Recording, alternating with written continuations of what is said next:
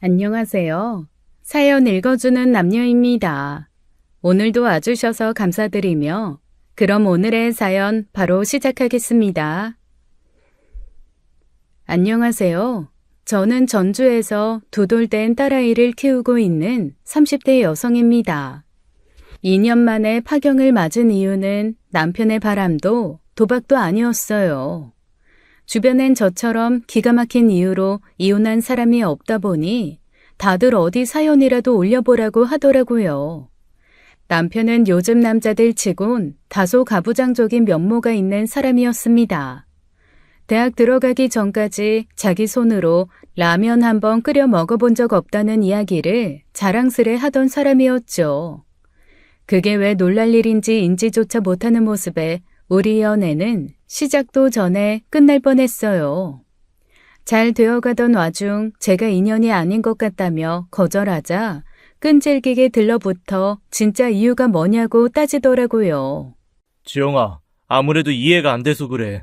지난주까지만 해도 올여름에 부산 놀러 가자고 하더니 갑자기 인연이 아닌 것 같다며 연락하지 말자는데 너 같으면 납득하겠어? 말 그대로야. 내 생각에 너랑 나는 안 맞는 것 같아서 애둘러 그렇게 말한 건데 내가 너를 이해시켜야 돼? 헤어질 땐 헤어지더라도 제대로 된 이유는 알아야겠어. 잘못한 게 있으면 내가 고칠 수도 있는 건데 무작정 그렇게 이별부터 말하는 건 나에 대한 예의가 아니라고 생각하지 않아? 헤어지다니? 우리가 제대로 사귄 것도 아닌데 무슨 소리야. 그냥 말하기 불편해서 말 안 한 거야. 눈치껏 그냥 내가 별로였구나 하고 끝내면 되지. 사람 불편하게 이렇게 해야겠어? 난 제대로 된 이유를 알아야겠어. 네 말대로 우리가 제대로 사귄 것도 아니라면 시작도 하기 전에 헤어진 이유를 말이야. 그때 남편은 너무 단호해서 한편으로는 무섭기도 했어요. 제대로 이유를 듣지 않으면 그 이유를 알게 될 때까지 괴롭힐 것 같았죠. 아무리 이유가 있다 한들 누가 남한테 싫은 소리 하고 싶겠어요. 서로 눈치껏 이야기하지 않고 넘어갈 수도 있는 이야기를 하려니 남아있던 정까지도 떨어지더라고요. 솔직히 말하면 너랑 만나봤자 결혼도 안 할 건데 왜 만나야 하지 싶어서 마음이 식은 거야. 결혼도 안 할 거라니. 사람 일이 어떻게 될 줄 알고 그걸 단정해? 딱 봐도 각이 나오잖아. 결혼은 무슨 결혼? 나 너랑 결혼 안 할 거야. 하고 싶지도 않고. 너랑 결혼하면 평생 부엌대기로 살아야 하는 게 뻔한데 그 결혼을 내가 왜 해? 우리 엄마 아빠는 귀하게 키운 딸 남의 집 식모로 보내야 하는데 우린 부모님은 또 무슨 죄고. 뭐? 그게 무슨 말이야? 부엌대기라니, 식모라니. 네가 그랬잖아. 여자는 결혼에 살림하며 애만 잘 키우면 자기 목 다 하는 거라고. 너는 라면도 자취하고 처음 끓여 먹어보고 지금도 밥 말고는 할 줄 아는 게 없어서 어머님이 해서 냉장고에 넣어주시는 반찬이나 꺼내 먹고 산다며. 너랑 결혼하면 평생 내가 삼시세끼 차려내야 하는 게 뻔한데 내가 뭐하러 너랑 결혼해? 결혼할 사람도 아닌데 시간 아깝게 연애는 왜 하고. 아니, 그게 뭐가? 그때 남편은 진심으로 당황해했습니다. 그게 남편한테는 너무나 당연한 일이었거든요. 남자는 밖에서 돈을 벌어오고 여자는 집안 살림을 도맡아 애를 키우는 거요. 그렇게 살아 잘 사는 부부도 많겠죠. 하지만 저는 요즘엔 부부의 역할이라는 게 그렇게 딱딱 나눌 수 있는 문제가 아니라고 생각한 거예요. 무엇보다도 저는 일 욕심이 있는 터라 결혼 후 가능할 때까지는 쭉 일하고 싶은 사람이지 집에서 살림만 하고 싶은 사람은 아니었거든요. 그런데 알아가는 과정에서 파악한 남편의 성향이 딱 그 6, 70년대 가장 같은 마인드라 안 맞겠다 싶었던 거예요. 이제 됐지? 나는 너랑 안 맞는 것 같으니까 잘 맞을 것 같은 여자 만나. 나이 적은 거 아니니까 처음부터 네가 어떤 사람인지 제대로 이야기하고. 지영아! 그렇게 이별 아닌 이별을 하고 지내던 어느 날이었습니다. 퇴근하고 집에 돌아오니 그 사람이 집 앞에서 기다리고 있었던 거예요. 며칠 새 다소 수척해진 모습으로 나타나 이야기 좀 하자는데 얼굴이 너무 안 좋아서 거절하기 힘들더라고요. 그래서 아파트 단지 내 벤치에 앉아 이야기를 하게 되었죠. 그때 남편은 한참 머뭇거리다 제게 입을 열었어요. 지영아, 나는 아무리 생각해도 어떻게 해야 하는 건지 모르겠어. 내가 뭘 어떻게 해야 하는지 알려주면 안 돼? 친구들한테 물어봐도 알긴 알 것 같은데 잘 모르겠어서 그래. 구영아, 너는 평생을 그렇게 살았는데 뭘 하려고 해. 그냥 살던 대로 사는 게 편하지. 그냥 살던 대로 살면 너를 다시 잡을 수가 없잖아. 나한테 한 번만 기회를 주라. 뭐든지 할게. 나는 그게 우리가 헤어질 정도, 아니, 사귈 수 없을 정도의 문제라고 생각하지도 못했어. 남자는 가장으로서 돈을 잘 벌어오면 되는 거고, 여자는 남편 내조하며 집에서 아이를 잘 키우면 되는 게 전부라고 생각했으니까. 나는 사람이 그렇게 쉽게 변한다고 생각하지 않아. 반대로 생각해도 그렇잖아. 나보고 네가 살던 대로 살라고 하면 절대 못 살아. 그러고 싶지도 않고.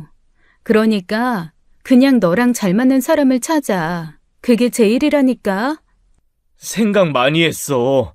그냥 하는 소리도 아니고 정말 나 진심으로 묻는 거야. 지금까지 내가 이렇게 생각을 바꿔야겠다고 마음 먹게 된 여자도 네가 처음이야. 제발 기회 좀 주라, 어?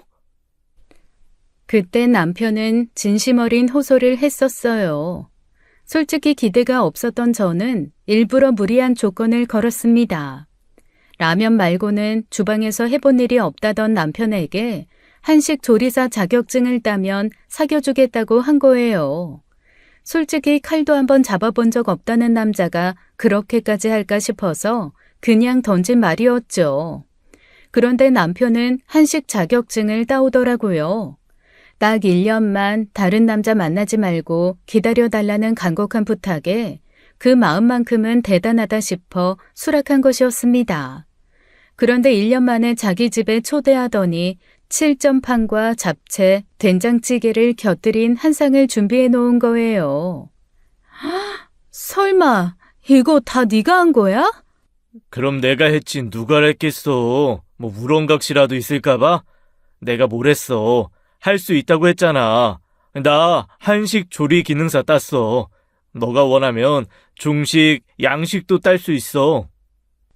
저는 깔끔한 길이로 썰어진 7점판 야채들을 보면서 그 남자를 다시 봤어요. 설마 하니 그걸 해낼까 싶었거든요. 1년 뒤에 해봤는데 안 됐다 변명이나 할 줄 알았는데 하면 되는 사람이구나 싶어 사귀게 되었죠. 확실히 조리 기능사를 딴 후로는 요리에 재미를 붙였는지 종종 맛있는 요리를 많이 해줬었습니다. 가끔 가다 여자가 라며 편협한 생각으로 꺼낸 말이 나오기도 했지만 그때마다 지적하면 고쳐보려고 노력하고요. 사람이 어떻게 한순간에 바뀌겠어요. 그 노력이 가상해서 좋게 봐준 것이죠. 그런데 결혼을 하고 나니 남편이 왜 그런 생각으로 자랐는지 알겠더라고요. 시아버지가 정말 가부장의 끝판왕이었습니다. 물 한 잔도 자기 손으로 떠다 먹지 않고 식사 끝날 때쯤 되면 시어머니께서 눈치껏 물잔을 대령했어요. 먹은 그릇 그대로 두는 것은 예산일이고 생선 요리를 먹으면 입에서 나온 가시는 식탁 위에 그대로 얹어 쌓아두는 분이셨죠. 저희 아버지도 옛날 분이시긴 하지만 청소기 미는 거나 쓰레기 처리 같은 건 본인이 하셨었어요. 요리는 못해도 설거지는 해주시려고 노력하는 모습을 보고 자란 저에게는 거의 문화 충격이었죠. 시어머니께서 고생 꽤나 하셨겠다 싶은 것을 넘어 가끔은 왜 저러고 사시지 답답할 정도였어요. 식혜는 못했어요. 날이 덥고 너무 힘들어서. 날이 덥기는 선풍기 들고 종일 집에만 있는 여자가 덥긴 뭐가 더워. 밖에 나가봐. 땀 뻘뻘 흘리면서 등 허리가 다 젖도록 일하는 사람이 천진데 배부른 소리 하고 있어. 집에서 편하게 앉아만 있는 여자가 식혜 좀 해달라는데 그것도 못해? 이걸 보고 며느리가 뭘 배우겠어? 한여름에 엿기름 불려내고 전기밥솥도 아니고 불 앞에서 압력밥솥으로 식혜를 만들라고 하더라고요. 어머님 내공으로야 시골도 아니고 식혜 정도는 별것도 아니었지만 그때 어머님 몸이 별로 좋지 않으셨어요. 자궁 근종으로 심신이 많이 지쳐있던 상황이었는데 눈치 없이 수제 식혜를 고집하는 게 보기 좋진 않았죠. 그래서 다음번 방문 때 일부러 식당에서 파는 수제 식혜를 사들고 갔어요. 이게 뭐냐? 저희 집 근처 맛집에서 파는 수제 식혜예요. 지난번에 보니까 아버님 식혜 드시고 싶어 하시는 것 같아서요. 뭐? 이딴 걸 누가 먹으라는 거야? 파는 건 방부제, 설탕 덩어리인 거 몰라? 집에서 만드는 거나 식당에서 만드는 거나 똑같은 엿기름 내서 설탕도 넣고 만드는 거예요. 아버님 식혜 만들어 보셨어요? 식혜 만드는 거 보시면 절대 그런 소리 못 하실 텐데.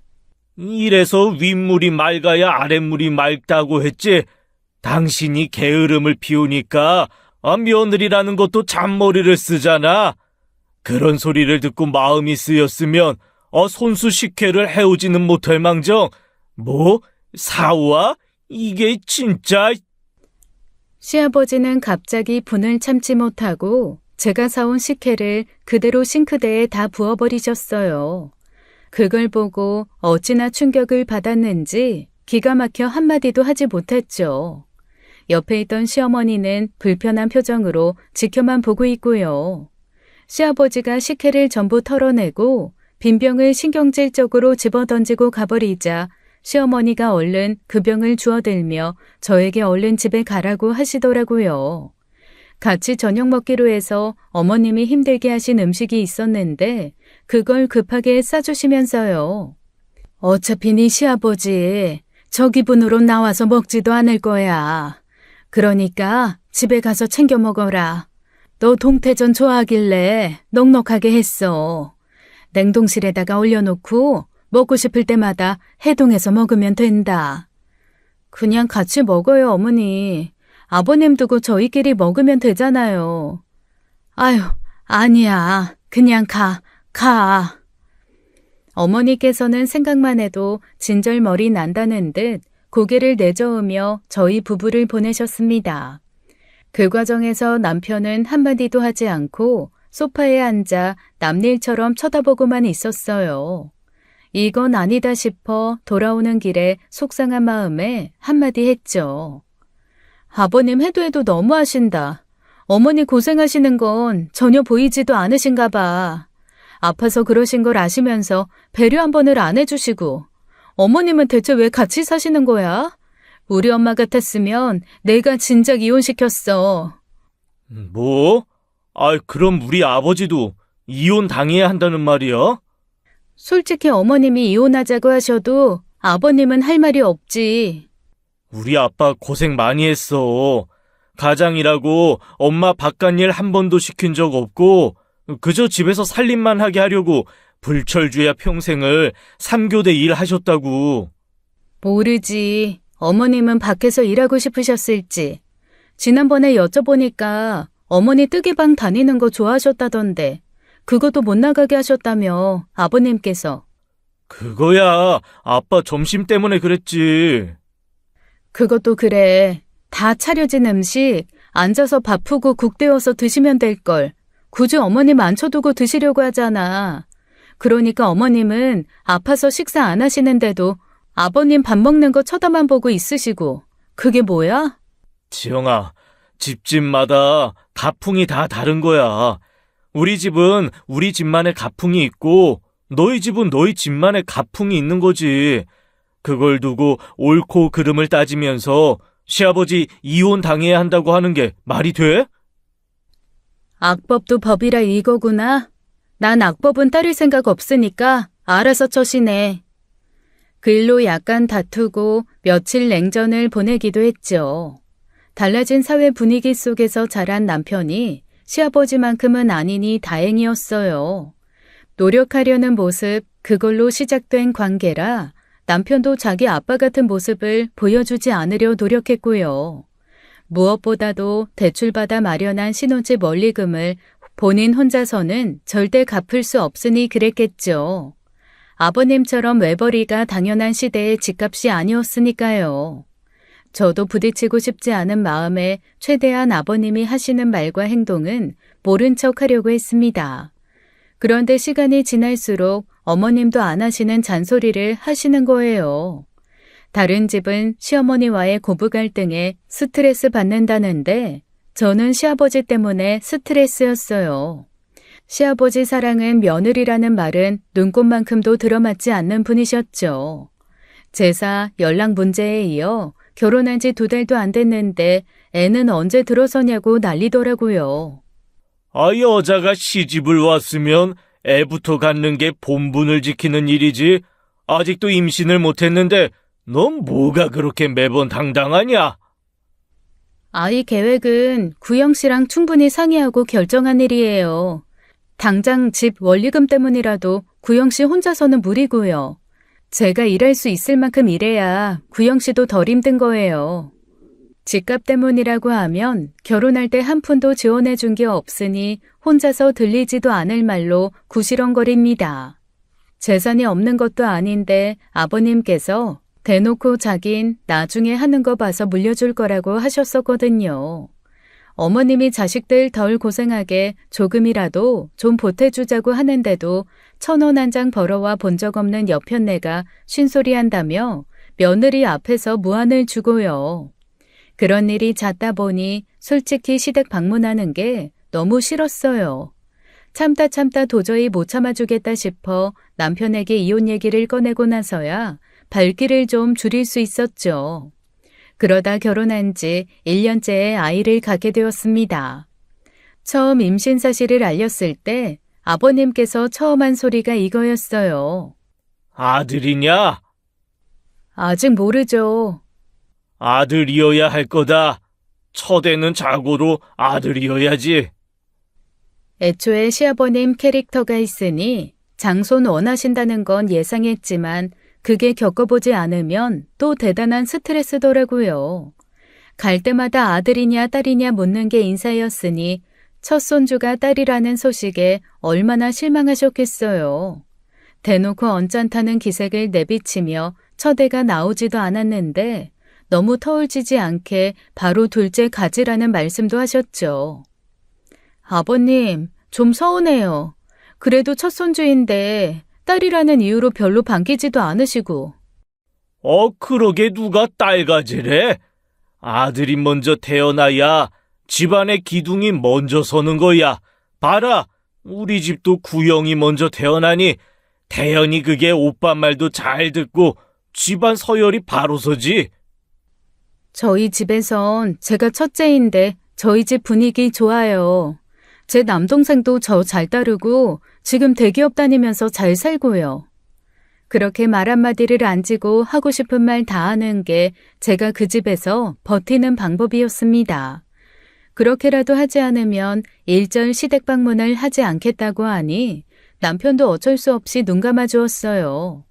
시어머니도 별말 없으셨고 제가 그렇게 나서서 싫어하는 건 오직 아버님 뿐이었습니다. 네 시아버지 하는 말 신경 쓰지 마. 아들이든 딸이든 그저 건강하게 잘 키우면 되니까. 너 몸조리나 잘해.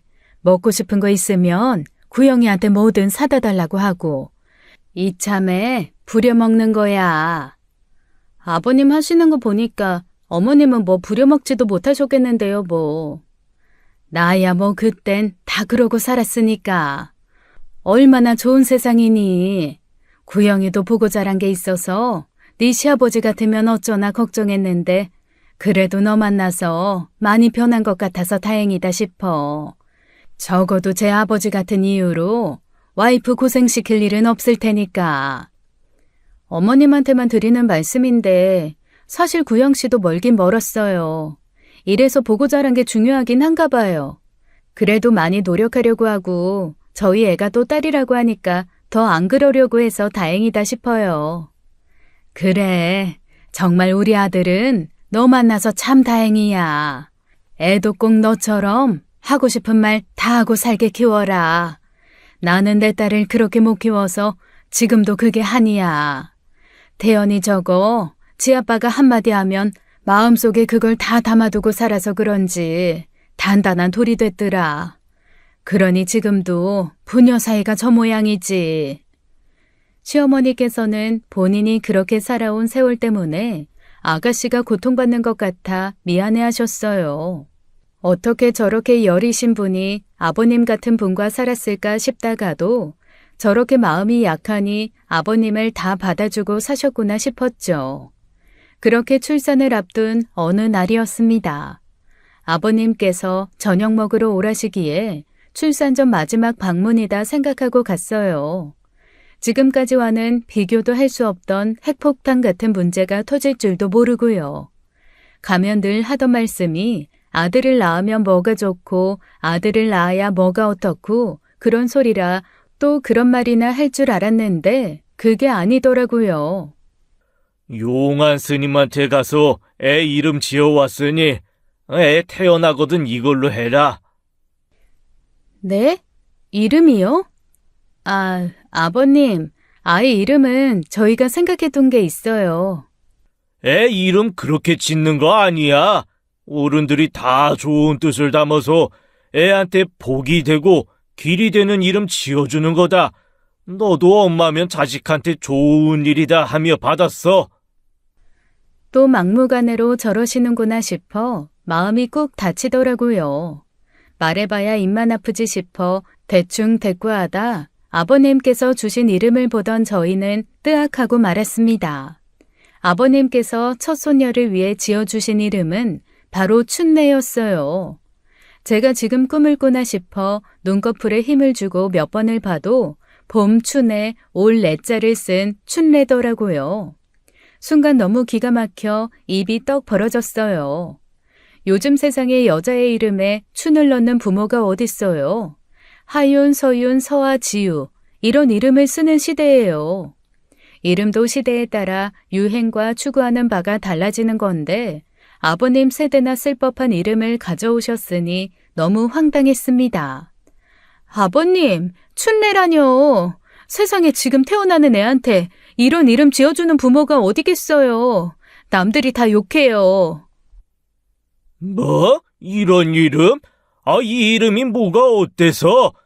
남들이 욕하면 욕하는 사람들이 정신머리가 썩어 빠진 거지. 이 이름을 써야 네 뱃속에 애가 장수하고 부귀영화를 누린다는데 부모가 그런 소리 듣고도 안 쓴다고? 어차피 이름에 붙은 의미야 전부 생각하고 받아들이기 나름이죠. 지금 흔히 쓰는 이름에도 좋은 의미가 많은데 굳이 왜 오래된 이름을 줘요? 저는 우리 애한테 60, 70년대나 쓸 것 같은 이름 붙여주고 싶지 않아요. 잔말 말고 그렇게 지으라면 지워. 남들은 100만 원씩 주고 짓는 이름 시아버지가 지어다 줬으면 감사하다고 하지는 못할망정 뭐 이런 이름? 이런 이름? 아버님은 얼굴까지 붉히며 소리를 버럭버럭 지르더라고요. 첫손녀 이름 지어주고 싶은 마음까지는 이해하겠지만 어떻게 그 이름을 이해합니까? 물론 저는 춘내라는 이름을 가진 모든 분들을 존중합니다.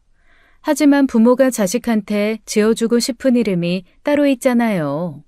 이름을 불러줘도 할아버지보다 엄마가 몇 배는 더 불러줄 이름인데 그걸 왜 시아버지가 결정하나요? 더군다나 제가 이름에 그렇게 민감했던 이유가 또 있어요. 지금은 윤지영이라는 이름을 쓰고 있지만 저는 학창시절까지 윤옥분이라는 이름을 가졌던 사람입니다. 할아버지가 시아버님과 같은 이유로 고집하신 이름이었대요. 초등학교 고학년이 되면서 제 이름이 남들과 다르게 촌스럽다는 것을 인지하게 된 후 얼마나 스트레스였는지 몰라요. 친구들 이름은 지혜, 세정이, 현주 그런 세련된 이름이었는데 저 혼자 옥분이었던 거죠. 질 나쁜 애들은 괜히 제 이름을 두고 비웃는 일도 있었어요. 푹, 옥분이래. 야, 나는 무슨 담탱이 이름인 줄? 92년생 아니고 62년생 아니야? 그래도 그 시대 이름치곤 꽤 고생 덜하고 산 이름으로 지어주시긴 했다. 옥자 들어가니까 되게 귀한 이름 같잖아. 양분이나 향분이었으면 어쩔 뻔. 그러다 보니 집에 가서 이름 좀 바꿔달라고 울기도 엄청 울었었습니다. 아버지께서 자식들에게 꽤 다정하고 너그러운 분이셨는데 이름만큼은 절대 양보하지 않으셨어요. 돌아가신 할아버지께서 고심 끝에 주신 선물이라며 살다 보면 괜찮아진다고 참으라고 했죠. 직접 겪어보지 않으면 절대 알지 못합니다. 특히 학창시절에는 매일같이 불리는 이름인데 이름이 불릴 때마다 매일같이 괴롭힘을 당하는 기분이었어요. 결국 성인이 되자마자 부모님 허락을 받지 않고 개명을 해버렸어요. 그리고 그 일로 처음으로 아버지와 크게 싸우고 2달 정도 연락도 하지 않고 산 적도 있죠. 지영이란 이름으로 살기 시작하고 사소한 스트레스도 없이 잘 사는 제 모습을 보고 아버지께서는 그제야 미안했다 사과하시더라고요. 이름에 민감한 건 남편도 마찬가지였습니다. 남편 성이 또 방씨예요. 이름이 구영이다 보니 방구영. 학창시절에 놀림받기 딱 좋은 이름이었죠. 유치원 때부터 붙은 유치한 방구라는 별명은 지금까지도 남아서 남편 어렸을 때 친구들은 지금도 남편을 야 방구 하고 부릅니다. 그래서 저희 부부는 부모 욕심에 이름을 짓는 건 아이에게 또 다른 형태의 학대가 될 수 있다고 생각했어요. 그러니 남편도 아이 이름만큼은 가능한 평범하게 짓고 싶어 했죠. 그런데 춘내라뇨. 성까지 붙이면 방춘내가 되는 거예요.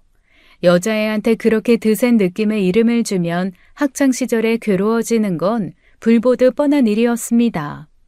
남편은 또 남일처럼 아무 말도 하지 않더라고요. 하지만 이름이 적힌 종이를 보는 표정은 무척 심란했고요. 그래서 저는 특단의 조치를 할 수밖에 없었어요. 아니요, 절대 안 돼요. 저희의 이름은 저희가 알아서 할 테니까 그런 줄 아세요. 다른 이름으로 하기만 해봐. 절대 가만히 있지 않을 테니까. 정 그렇게 그 이름을 원하시면 성씨는 제 성으로 할게요. 뭐? 방춘내보다는 윤춘내가 더 낫잖아요. 그럼 윤춘내로 살게 하겠다고요. 그럼 되겠어요? 방씨 자식을 왜 윤씨 자식으로 살게 해? 이게 미쳤나 진짜? 이게요? 며느리한테 지금 이게라고 하셨어요? 네가 정신 나간 소리를 하니까 그렇지. 방씨 자식한테 윤씨성을 준다는 개 같은 법이 어딨다든. 목에 성씨 따르는 거 가능해요. 그 부분도 혼인신고 전부터 구영씨랑 합의한 상황이고요. 둘 다 욕심내지 마세요. 방씨를 선택하시든 춘내를 선택하시든 하나만 하시라고요. 솔직히 아버님께 선택권을 드린 건 아니었어요. 제 딸이 절대 춘내가 될 일은 없었으니까요. 제 성씨도 염두에 두기로 한 것은 사실이었지만 방씨도 충분히 예쁜 이름을 지어줄 수 있으니 그대로 하기로 했었어요. 역시나 시아버지께서는 입에 거품을 물며 난리를 치다가 갑자기 제게 리모컨을 던지셨습니다. 무슨 야구 선수처럼 온 힘을 다해 던지시는데 머리를 향해 달려든 리모컨이 반사적으로 치켜든 손등에 부딪혔죠. 묵직한 고통도 고통이지만 폭력을 행사하신 걸 보고 너무 충격받았어요. 앞으로 이 집에 며느리 없는 셈 치세요. 저도 아버님 없는 셈 칠 테니까요. 제 아이 볼 생각은 꿈에도 하지 마시고요. 저도 화가 머리끝까지 나서 그렇게 쏘아붙이고 그 집을 나와버렸어요. 그때 저는 정말 다시는 아버님을 뵐 생각이 없었습니다. 잘못했다 진심 어린 사과라도 하면 모를까 애초에 아버님이 그럴 뿐도 아니라서 딱 선을 그었죠. 남편에게도 행여 아이 보여줄 생각도 하지 말라고 으름장을 놓았고요. 배불러 욱신거리는 손등을 부여잡고 있는 임산부인 제게 남편이 뭐라고 하겠어요. 아무리 효자여도 자기도 이름으로 오랜 고통을 받았으니 그 부분에 있어선 아버님 편을 들 수도 없었을 겁니다. 친정엄마도 그 사실을 알고 분개하셨어요. 진짜 어디 노망난 거 아니니? 춘내라니. 해도 해도 너무하잖아. 이제 옥분이로 19년을 살았던 내 기분을 좀 알겠어? 그거야. 네 할아버지가 워낙 그러시니. 아휴, 왜들 그러는지 몰라. 애들 이름으로 장난하는 것도 아니고 내가 어지간하면 동년배 사람이고 그 마음이야 모르는 거 아니니 이해해보겠는데 너가 그렇게 이름으로 고통받아 살았으니 엄마로서도 받아들이기 힘들다. 게다가 춘내? 어휴, 어떻게 하고 많은 이름 중에 춘내야? 엄마 어렸을 때 할머니 친구 이름이 춘내였어. 여튼 전쟁이야. 절대 이 전쟁에서 합의 휴전 그런 건 없다고. 저는 제 아이를 위해서라도 절대 시아버지에게 져드릴 생각이 없었습니다. 그렇게 아이를 낳게 되었고 저는 그 사실을 시어머니께만 연락드렸어요. 어차피 어머니께 연락드리면 아버님도 알게 되실 테지만 아이가 태어났단 소리 들으면 생각이 좀 바뀔까도 싶었죠. 굽히진 않더라도 아쉬운 소리라도 할 것 같았거든요. 아이가 태어난 후 저희가 받아서 골라온 이름으로 출생신고도 마쳤습니다. 아이 출생신고를 마치면 기념으로 가족관계 증명서를 가져오라고 했었어요. 그런데 남편이 빈손으로 오는 겁니다. 가족관계 증명서는 떼오라고 했잖아. 요즘엔 말 안 해도 해주신다던데. 아, 맞다. 깜빡했어. 가니까 오늘 정신이 하나도 없더라. 어떻게 그걸 까먹어. 보고 싶었는데. 언제든 가서 뗄 수 있는 건데 뭐. 내가 시간 내서 떼올게. 우리 예서 면회 시간인가? 그때 어물쩍 넘어가는 남편을 이상하다고 생각하지 못했습니다. 회음부 절개와 자궁 수축으로 컨디션이 좋지 않아서 그런데 깊은 의미를 부여할 정신도 없었어요. 겨우 정신 차리고 면회 시간 맞춰 애 만나고 돌아오면 하루가 다 가는 때였죠. 조리원에서 지내던 어느 날이었어요. 그곳 산후 관리를 받게 되었는데 마사지를 해주시던 분이 문득 그러시는 거예요. 근데 아이 이름을 되게 특이하게 지으셨던데 이유가 있으세요? 애 이름이요? 아니요. 저는 가급적 평범하게 짓는다고 지었는데 특이하던가요? 아빠 성이 특이해서 그렇게 보일 수도 있겠네요. 보통 요즘 엄마들 이름 빤하게 짓는데 오히려 독특하다 싶기도 하더라고요. 저는 그때까지만 해도 그분이 하시는 말씀이 무슨 말씀인지 몰랐어요. 평범하게 짓는다고 한 건데도 방씨라 그렇게 느껴지나 괜히 더 쉬운 이름으로 할 걸 그랬나 그랬죠. 그런데 그분이 뒤이어 하시는 말씀에 정신이 번쩍 들더라고요. 춘내라는 이름이 요즘 애들 같지 않아서 그냥 물어본 거니까 개념치 마세요, 산모님. 네? 춘내요? 에? 그게 무슨 말씀이세요? 우리 애 예서예요. 박예서. 저는 춘내라고 들어서. 순간 눈앞이 새까매지는데 순식간에 온몸에 피가 끓는 것 같았습니다. 전몸살로 고통스러웠던 간밤의 기억은 온데간데 없어질 정도였어요. 불이 나게 마사지실을 나와 데스크를 찾아 물었습니다. 그런데 그곳 조무사들이 제 눈치를 슬금슬금 보더니만 그중 한 사람이 그러는 거예요. 아버님께서 절대 말씀드리지 말라고 신신당부하셔서. 그게 무슨 말씀이세요? 저희가 확인한 가족관계 증명서에는 이름이 박예서가 아니라 방춘래라고 되어 있더라고요. 같은 아이 맞는데 출생신고하면서 문제가 좀 있었다고. 아이 엄마한테 이름만 좀 비밀로 해달라고 직접 이야기하시겠다고 하셔서. 청천벽력 같은 소리라는 말이 딱 맞아 떨어지는 말이었습니다. 머리 위로 벼락이 떨어지는 것 같았어요. 뒤늦게 핸드폰으로 온라인 사이트에 들어가 확인해 보니 정말로 제 딸이 방춘래로 신고되어 있는 겁니다. 기가 막혀 말도 안 나오고 그때는 화도 안 나더라고요. 어처구니가 없어서 웃음만 나오고요. 당장 남편을 불러다 어떻게 된 일인지 묻자 남편은 올게 왔다는 얼굴로 소파에서 뒷머리만 박박 문대더라고요. 아이씨, 나도 어쩔 수 없었어. 아버지가 출례로 안 지으면 재산 상속도 없을 거라고 했단 말이야.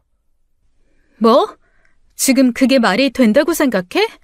그깟 돈 몇 푼 받겠다고 애 이름을 아버님 뜻대로 하게 뒀단 말이야?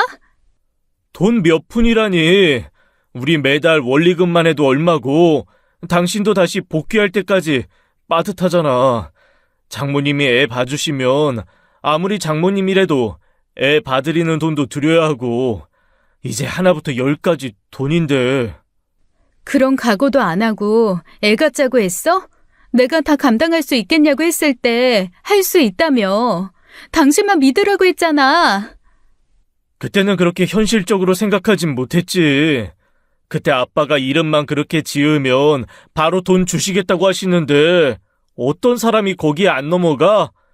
당장 가족관계 증명서만 가져오면 바로 돈 주시겠다는데 그렇게 화내지 말고 이름이야 개명하면 금방 해결되는 문제인데 왜 그렇게 열을 내? 나중에 바꾸고 말고의 문제가 아니잖아. 그래서 돈 받았다는 거야? 일단 2천만 원 받았고 후에 차근차근 재산 정리해서 주시기로 했어. 그리고 너 아들 낳으면 더 빨리 주신다고 했고. 뭐, 2천? 나한테 그런 말 없었잖아. 그건 그냥 집에 가면 말하려고 했지. 이 조리원 비용도 우리 아빠가 낸 건 알고 있지? 내가 그 돈 쓰게 해서 미안하다고 할 때도 당신 입 싹 닫고는 앞으로 애 키우는데 돈 많이 들어가니 한 푼이라도 아끼자는 말뿐이었잖아. 근데 아버님한테 이미 2천을 받았다고? 그것도 애 이름을 담보로? 당장 바꿔와. 당장 예서로 바꿔오라고. 저는 살면서 그렇게 화가 났던 적은 처음이었어요. 자기가 겪었던 기분은 아이가 겪게 하고 싶지 않다고 자기 문제를 대물림하고 싶지 않다며 강경하게 나왔던 남편이었습니다. 제 앞에서는 철석같이 제 편을 드는 척을 해놓고 뒤에선 그렇게 뒤통수를 친 거예요. 불같이 화를 내는 제게 남편은 저를 설득하려 하더라고요. 지영아, 무작정 화낼 일만도 아니야. 아직 자기 이름이 신데렐라인지 출레인지 구분도 못하는 애야. 일단 그대로 두고 아버지 돌아가시면 이름 바꾸면 되잖아. 아버님 지금 58이야. 당신 아버지가 무슨 98인 줄 알아? 언제 가실 줄 알고 아버님 비위 맞춰서 애 이름을 지어? 그리고 지금 자식이 할 소리니 그게? 당신이 그러고도 예서 아빠라고 할 수 있어? 당신이 그러고도 자식이야? 그게 아니라. 당장 정정해와. 아니면 이혼을 하든지. 나 절대 그냥 못 넘어가. 저는 그때 정말로 이혼 결심을 했습니다. 부부간에 이런 일은 절대 있을 수 없는 일이잖아요. 어떻게 출생신고를 두고 아내와 상의도 없이 제멋대로 애 이름을 정할 수가 있나요? 이건 신뢰의 문제였고 미래도 다시 생각해봐야 할 문제라고 생각했어요. 더군다나 다른 문제도 아니고 돈 때문에 애 미래를 결정했으니 아빠로서의 자질도 부족하다는 생각이 들어 이혼해야겠다 싶었습니다. 그 뒤로 남편은 조리원 근처에 얼씬도 못하게 하고 친정엄마 찬스로 조리원을 보냈어요. 시어머니께도 이 사실을 알렸는데 퇴원하던 날 집으로 시어머님과 시고모님이 찾아오셨습니다. 원래는 100일 이전에는 오지 않겠다고 하셨는데 제가 이혼한다는 이야기라니 한달음에 달려오신 것이죠. 어머님께서는 손이 시누이인 고모님과 사이가 무척 좋으셔서 친구처럼 지내세요. 멀리 사셔서 결혼 후 한 번만 뵌 분인데 때마침 함께 계시다고 해서 집으로 모신 것이죠. 그래서 한자리에 저희 엄마, 저 그리고 시어머니와 고모님이 모인 거예요. 그런데 제 이야기를 곰곰이 듣던 고모님께서 혼잣말하듯 그러시는 겁니다. 춘내. 가만, 그 여자 이름인가? 그 여자라니? 누군데? 고모님은 생각이 입 밖으로 나왔다는 사실을 인지하고 당황스러워하며 저희 눈치를 살폈죠. 그러다 어렵게 꺼내신 말씀에 그 자리에 있던 모두가 입을 떡 벌리고 말했습니다. 아니, 나 어렸을 때 살던 고향에 춘내라는 여자애가 있었거든. 오춘내였던 것 같은데 완식이가 어렸을 때 오랫동안 마음에 품었었어. 근데 그게 완식이만 그랬던 게 아니거든. 서울 깍쟁이 마냥 얼굴도 희고 예쁘장하게 생겨서 동네 남자들이 어떻게 해보려고 안달이 났었지. 여자애들은 또 여자애들대로 질투하고 난리고. 그런 애가 있었는데 걔 이름이 아마 춘내였지 싶어. 아니, 그럼 지금 손니한테 자기 첫사랑 이름이라도 붙였다 이거야? 나도 그게 좀 이상해. 남자 중에 첫사랑 하나 없는 남자가 어딨어? 그리고 완식이한테 첫사랑 가슴에 품고 사는 수뇌보가 있는 것도 아니고. 그래서 이상하다 싶은 거야. 긴가민가 하기도 하고. 그 여자 이름이 춘내였던 건 확실한데 그 여자 이름을 왜 붙였나 난 도통 이해가 안 돼서. 그 사람 이해 안 되는 게 뭐 한두 개야? 얼마나 가슴에 사무친 첫사랑이면 그 이름을 간직했다 자기 손녀한테 붙일 생각을 해? 애 엄마가 그렇게 싫다는데. 하여간 구영이 걔도 걔다. 지 아버지 나쁜 것만 쏙 닮았지. 평소 시어머니답게 잔뜩 인상을 찌푸리시며 한숨을 푹푹 내쉬었습니다. 어머님께서도 여러모로 충격이 컸을 거예요. 아들이 그런 짓을 할 거라고는 생각도 못했으니 저희 엄마 앞에서 민망했을 거고요. 죄송합니다, 사부인. 애를 키운다고 키웠는데 아무래도 내가 많이 부족했지 싶어요. 제가 지영이도 사부인도 볼낯이 없습니다. 자식이 뜻대로 되면 부모가 어려울 일이 뭐가 있겠어요. 아유, 사부인 속도 말이 아닐 텐데요. 아가, 내가 대신 사과하마. 이혼 하려거든 해라. 나도 도저히 그런 놈이랑 같이 살아달라고 말은 못하겠어. 어떻게 된 게 애 아빠가 됐으면 철이 들어야지. 멀어도 한참 멀었지. 한참 멀었어. 나도 민망하고 미안해 죽겠어. 나는 구영이가 옳게 닮은 줄만 알았지. 그렇게 지 아빠 못난 구석을 닮을 줄 누가 알았어. 이름은 가서 바꿔. 요즘 개명 어려운 것도 아니라더라. 아마 판사도 보고 어이쿠야 하고 바로 바꿔줄걸? 시아버지께서 자기 첫사랑 이름을 제 딸에게 주려고 했다는 사실은 제게도 충격이었습니다. 그렇게 애틋한 이름이면 아가씨 이름으로 짓지 아가씨 이름은 태연이라고 지어놓고 제 딸한테 춘내라니요. 그 길로 어머님과 고모님은 돌아가셨는데 이튿날 어머님께서 다시 찾아오셨습니다. 커다란 가방을 함께 가지고요. 어머님께서 결혼 후 처음으로 안 하던 짓을 하신 거예요. 아버님과 도저히 살 수 없다며 집을 나오신 겁니다.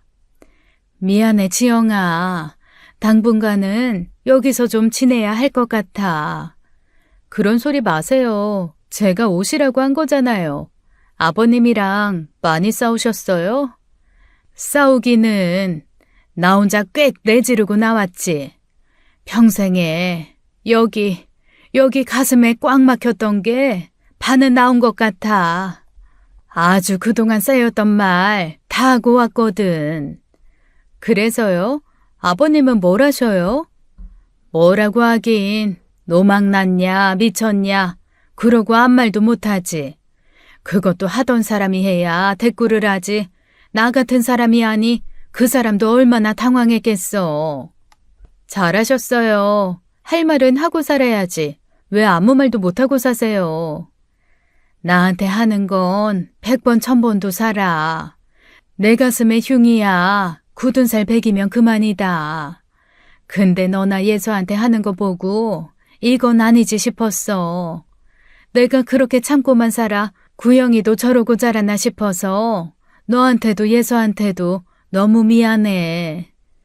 어머님은 충분히 최선을 다하신 거예요. 당분간은 걱정하지 말고 저희 엄마랑 같이 지내세요. 육아를 돕기 위해 저희 집에 머물게 된 엄마와 시아버지를 피해 집을 나온 시어머니께서 함께 지내게 되었습니다. 퇴근 후 돌아온 남편은 집에 와 있는 어머님을 보고 당황해 하더라고요. 그런데 뭐 어쩌겠어요. 그 집에 있는 여자 셋이 전부 남편을 도끼 눈을 뜨고 보고 있는 걸요.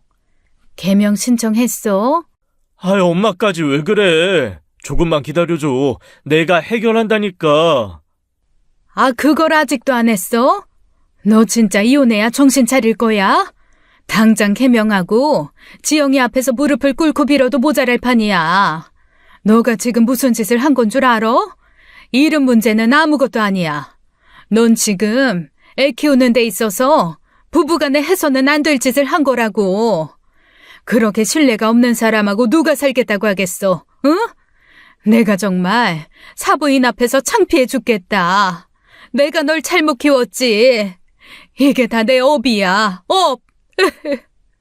순간 화가 북받친 어머님께서는 남편을 향해 마구 쏘아붙이다 왈칵 눈물을 쏟으셨어요. 그 모습에 남편도 어쩔 줄을 몰라 하더라고요. 평생 그렇게 아버님께 구박 아닌 구박을 받고 사시면서도 자식 앞에선 절대로 눈물 보이신 적이 없던 분입니다. 그렇게 어머님께서 저희 집에서 사흘을 보낸 어느 주말이었을 거예요. 누군가 문을 세차게 두드리는 거예요. 그 바람에 잠이 든 아기가 깰 정도로 느닷없는 벼락 같은 소리였죠. 무슨 난리인가 싶어 나가보니 세상에 다름 아닌 시아버지셨습니다. 이웃의 민폐가 될까 싶어 문을 열어드렸더니 씩씩거리며 들어오시는 거예요. 이 여편네 어딨어? 아, 어딨어? 이게 대체 무슨 행패예요? 뭐 행패? 행패? 지금 하늘 같은 가장한테 행패라고 했어? 어이구, 하늘이 발바닥에 달렸나? 하늘 같은 가장은 무슨? 뭐야? 이 사람이 진짜 미쳤나? 그래요. 나 미쳤어요. 내가 지금 안 미치게 생겼어요? 어쩜 그렇게 음흉하게 아들이랑 짜고서 그런 끔찍한 짓을 하냐고요. 여기 사부인도 계시는데 창피한 줄을 알아요. 세상에 어떤 할아버지가 자기 손녀한테 첫사랑 이름을 붙여요? 아, 첫사랑은 누가 첫사랑이라고 그래? 어디서 그런 말 같지도 않은 소리를 듣고 와서 생사람을 잡냐고? 고모가 그러대요. 오춘애라는 사람이 당신 첫사랑이었다고. 그렇게 절절하고 못 잊을 사랑이면 그 여자나 붙들고 살지. 왜 죄 없는 나를 붙들고 평생을 그냥 아주 평생을 가슴에 못질만 하고. 아휴. 아이고 참나.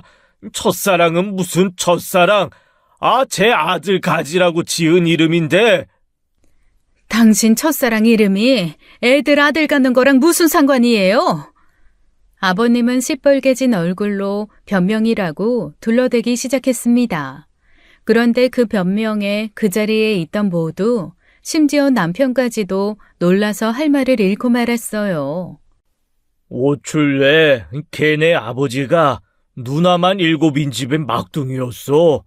아, 그 집에 딸이 6이 태어나도록 아들이 들어서질 않으니까 도사라는 사람이 그러면 7번째 딸한테 자기가 정해준 이름을 지어주면 그 다음 자식은 100% 아들로 태어난다고 했다는 거야. 믿져야 본전이니까 이 쥐집 애들만 줄줄이 나왔으니 그 집 아버지도 그 이름을 지어준 거지. 아, 근데 그 애가 2돌 만에 결핵에 죽고 나니 그 다음에 신기하게도 진짜 아들이 들어섰다는 거지. 어디 그뿐이야. 그 도사 말 듣고 아들 며느리가 첫째로 딸을 낳으니 출래라고 단명하는 이름을 지어준 거지. 그래야 아들이 태어나니까. 지금 당신 무슨 소리 하는 거예요? 그러니까 지금 둘째 빨리 태어나라고 첫째한테 단명하는 이름 지어줬다 이거예요? 어머나, 어머나, 어머나. 세상에 어쩜 그런. 아이, 그게 아니라 나는. 조용히 해. 노망은 당신이 낫지. 세상에, 미쳐도 곱게 미쳐야지. 어떻게 그런 이유로 애 이름을 지어? 아주 끔찍해. 아주 징그럽고 소름 끼친다고. 이 사람이 말이 그렇다는 거지 말이. 단명한데도 오춘래 지금도 잘만 산다더라. 멀쩡히 잘 살고 아들 얻으면 그만 아니야. 아들, 아들, 아들. 아들 손주 태어나면 뭐 어쩔 건데. 징그러운 방씨 집안 남자 하나 더 생기는 거지. 당신이나 구영이 저 자식같이 차랄 놈이면 아들 없어도 그만이야. 야, 방구영, 너 설마 알고도 그런 거야? 알고도 네 새끼한테 그런 이름을 붙였어? 나는 정말 몰랐어. 아버지가 그랬잖아. 장수하고 북이 영화할 이름이라고. 나는 아버지가 재산 상속 빨리 해준대서 그래서 그런 것뿐이야. 내가 알고도 어떻게 그런 짓을 해? 알고 보니 시아버지께서는 빨리 아들 손주 얻고 싶은 마음에 그런 짓을 했답니다. 엄밀히 말하면 춘례라는 이름이 단명하는 이름도 아니었어요. 그 도사가 사주팔자에 맞게 단명하는 이름을 지어줬다는데 그 첫사랑이라던 동네 여자분은 자기 사주에 맞는 안 좋은 이름이 그 이름이었던 것뿐이죠. 그 도사는 찾을 길이 없고 그 이름 갖고 둘째는 아들이 태어난 것 맞으니 그냥 무작정 그 이름을 지어주면 얼른 둘째가 들어서겠거니 했다는 거예요. 아무리 미신이라지만 어쨌든 안 좋은 의도를 가지고 있었던 건 분명했죠. 다시 바꿀게. 당장 내일 가서 개명 신청할게. 이 개명 신청은 무슨? 방구형, 너 그럼 그 2천만 원 당장 내놔. 아, 이거 약속이 다르잖아. 갚을게. 갚으면 되잖아. 지금 나한테 당장 돈 달라는 말이 나와? 지영이한테 미안하지도 않냐고. 나중에 나한테 고맙단 이야기나 하겠지. 네 엄마나 지영이 저거야 뭉충하니까 집안에 아들 하나 있는 게 얼마나 든든한 줄도 모르고 저러는 거 아니야? 참 든든하겠소. 저 등신 같은 아들도 아들이라고. 왜요? 두니까 아주 든든해 죽겠어요? 그럼 데리고 가서 살아요. 난 도저히 지영이한테 구영이 쟤 데리고 살라고 못하겠으니까. 내가 왜 아빠랑 살아요? 돈은 대출을 받아서라도 갚을 테니까 기다려요. 돈을 그새 어디다 썼는데 대출을 받아? 어? 그게...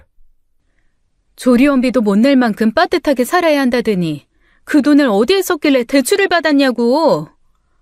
너무 비상식적인 분이시라 아버님 말씀에는 기가 찼지 화가 나진 않았는데 남편한테는 분노가 일더라고요. 조리원에서 그 이야기가 나온 지 한 달도 안 됐을 거예요. 근데 그 큰 돈을 잃었다니 얼마나 기가 막히냐고요. 저와 어머님 그리고 엄마까지 나서서 다그치자 남편은 죄인처럼 그 돈을 코인에 투자했다더라고요. 지인이 그 코인으로 4억을 벌었는데 자기도 그렇게 될 줄 알았다면서요. 그 소리를 듣는데 순간 머리가 핑 돌더니 저는 그대로 뒤로 넘어가고 말았습니다. 애 낳고 컨디션이 많이 안 좋아진 상황에서 순간적으로 극심한 스트레스를 받으면 그럴 수 있다더라고요. 다행히 실려간 병원 검진 결과 큰 이상은 없었지만 남편과의 관계는 돌이킬 수가 없었어요. 그래서 정신을 차리자마자 엄마한테 그랬어요. 엄마, 나 변호사 좀 알아봐줘. 구영이랑 당장 이혼해야겠어. 엄마는 걱정 말라고 지역에서 가장 유능한 변호사를 구해주겠다고 했죠. 남편은 합의 이혼을 해줄 생각이 없었어요. 저는 합의 이혼이 아니면 소송을 해서라도 기필코 이혼을 하고 싶었던 거고요. 한창 소송이 진행되던 어느 날 어머님께서 오셔서 부탁을 하시더군요. 아가, 나 좀 도와다오. 너도 힘든 거 아는데 지금 내가 너 아니면 도와달라고 할 곳이 없어서 그래. 무슨 일이신데요? 구영 아빠랑 헤어지고 싶은데 이혼을 안 해준다. 나도 너가 하는 그 소송이라는 거 할 수 있어?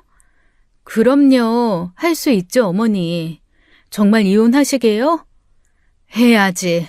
나 이렇게는 도저히 못 살겠다. 그 뒤로 아주 숨이 막혀 못 살겠어. 주변에 물어보니까 이혼하면 내가 못해도 반은 받을 수 있다더라. 돈은 내가 구영아빠한테 돈 받아서 주마. 그러니 제발 도와다오. 어쩌면 어머님은 저보다도 이혼이 절실하셨습니다. 눈물까지 글썽이며 도와달라시는데 어떻게 외면하나요? 제가 미운 건 시아버지와 남편이지 어머님은 아니었으니까요. 그렇게 고부 이혼 소송이 시작된 거예요. 이혼 소송이 시작된 후 아이를 데리고 친정에 와서 지내고 있는데 남편이 찾아와 대뜸 무릎부터 꿇더라고요. 내가 다 잘못했어. 내가 생각이 짧았어, 지영아. 한 번만, 제발 한 번만 기회를 줘. 일어나. 무릎 꿇는다고 달라지는 거 없어. 사람 불편하게 하지 마. 나 한다면 하는 사람인 줄 알잖아. 약속할게. 다시는 이런 일 없을 거야. 차라리 지극한 효심에 그런 짓을 했다고 하면 어떻게 이해라도 해보려고 했을 거야. 근데 코인? 불확실한 미래에 기대보자고 딸 팔아서 장사하고 싶든? 그런 게 아니야. 나도 오죽했으면 그러겠어. 적어도 가장이면 자기 와이프 밖에 나가 일할 필요 없게 돈도 벌어오고 그래야 하는데 집값은 말도 안 되지. 애 분유값에 기저귀 값. 걷기 시작하면 또 한 걸음이 다 돈이라더라. 그래서 막막해서 그랬어. 막막해서. 내가 언제 너보고 외벌이하랬어? 나도 능력 있어. 나도 밖에서 일하고 싶은 여자야. 분명히 말했지? 육아도 함께, 일도 함께, 살림도 함께라고. 왜 우리가 부부로서 상의했던 일은 죄다 아무것도 아닌 일로 만들고 너 혼자 멋대로 그런 결정을 한 거야? 그럼 내가 고마워할 줄 알았어? 감동이라도 할 줄 알았니? 그게... 구영이 넌 다른 것 같지? 아버님이랑 네가 좀 다르다고 생각하지? 뭐? 아니, 너 똑같아. 정도가 좀 덜할 뿐이지 넌 그냥 21세기 버전 아버님일 뿐이야. 변할 수 있을 거라고 생각했겠지만 그게 네 한계라고. 그런데 기회를 달라고? 넌 기회를 얻더라도 다시 똑같은 실수를 할 거야. 너한테는 우리 예서가 1순위가 아니잖아. 돌아가. 이혼 번복할 생각 눈꽃만큼도 없으니까. 매정하게 돌아서는 제 등 뒤에서 남편은 눈물을 쏟았습니다. 한때 사랑하던 사람이니 마음이 불편한 건 어쩔 수 없지만 불편한 마음으로 원치 않은 결혼 생활을 할 순 없잖아요. 시댁 쪽은 양상이 좀 다르긴 했지만 이혼하지 않겠다고 버티는 건 똑같았습니다. 어머님 말로는 평소처럼 갖은 협박도 하고 이혼에 혼자 살면 잘 살 수 있을 것 같다고 겁도 줬대요. 옛날엔 이혼하면 인생이 끝날 것 같더니 그렇게 마음먹고 나니깐 전혀 두렵지 않더랍니다. 생각해보니까 나는 이혼하면 밑바닥 인생 살 줄 알았는데 내가 이미 밑바닥에서 살고 있다는 걸 깨닫고 나니까 마음이 그렇게 가벼울 수가 없더라. 어차피 더 떨어질 곳도 없는데 이혼하면 이제 올라가 살 길만 있을 거 아니야. 처음 어머님을 뵀을 때는 감히 이혼이라는 건 상상도 할 수 없는 분 같았는데 어떻게 그렇게 단기간에 딴 사람이 되셨나 신기할 지경이었어요. 결국 수개월의 소송 끝에 저희도 시부모님도 이혼을 하게 되었죠. 주변엔 손녀 이름 하나로 부자가 둘 다 이혼남이 됐다는 소문이 파다하게 퍼졌대요. 저는 아이 이름을 재성을 딴 윤예서로 변경하고 친정에서 아이를 키우고 있습니다. 어머님은 시아버지로부터 재산 절반을 분할받았고요. 17평 소형 아파트를 사서 들어가신 후 근처 식당 주방 일을 하게 됐는데 너무 좋아하시는 거예요. 어머니, 힘들진 않으세요? 그래도 연세가 있으신데. 아니, 나 요즘 살만 난다. 그냥 숨 쉬는 공기가 달라. 왜 이런 세상을 못 살아봤나 싶어. 나 이번에 월급 260만 원이나 받았어. 이건 너 써라. 예서한테 드는 돈도 많을 텐데. 아니에요, 어머니. 저도 일하는데요. 너한테 주는 거 아니야. 예서한테 주는 거지. 나는 예전부터 이게 제일 부러웠어. 조카들한테 용돈 하나 줘본 적이 없거든. 뭐든 숫자로 된 건 다 구영아빠 허락이 필요해서. 이건 할머니가 우리 손녀한테 주는 첫 번째 용돈이라고 치자. 어머님께서는 제발 받아달라며 두툼한 봉투를 주셨어요. 그 봉투 안에는 무려 200만 원이나 되는 돈이 들어 있었죠. 한 달 내 주방에서 일해 번 돈 중 대부분은 저에게 주신 겁니다. 받고 싶지 않았지만 어머님께서 간곡하게 부탁하셔서 결국 받아야 했어요. 2배로 돌려드리겠다 결심하면서요. 그때 어머님께서 물으시더라고요. 근데 구영이는 아직도 연락 와? 애 핑계대고 한 번씩 찾아오기도 해요. 괜히 마음 약해지지 마. 떨어졌던 부부가 다시 붙기도 한다지만 괜히 어설픈 예정에 끌려 후회하지 말라고. 아무리 내 아들이라지만 나는 지영이 네가 더 행복했으면 좋겠다. 지금 내 행복 네가 만들어준 거잖아. 걱정하지 마세요. 저 그렇게 물은 사람 아니니까. 물론 아이 아빠니까 어떻게 될지는 저도 장담 못하겠어요. 마음이 약해진다면 구영 씨 때문에 약해지는 게 아니라 예서 때문에 약해지겠죠. 그래도 어설픈 마음으로 재결합할 일은 없으니까 걱정하지 않으셔도 돼요.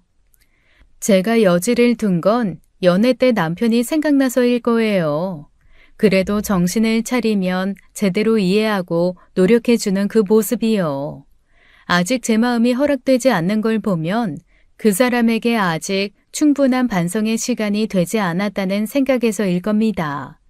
주변에서도 그만하면 벌을 받을 만큼 받은 것 같으니 용서하라는 사람도 있고 사람은 쉽게 변하는 게 아니라며 새 사람 만나 재혼하라는 사람도 있어요. 일단 현재로선 재결합도 재혼도 전혀 생각 없지만요. 전 그저 제 아이를 안전하고 행복하게 키울 수 있는 것, 일단 그거 하나만 생각해 보려고 합니다. 엄마가 되어보니 엄마로서 사는 게 가장 행복하더라고요. 후회 없는 선택이었길 바라며 주어진 현실에 그저 최선을 다하는 수밖에요.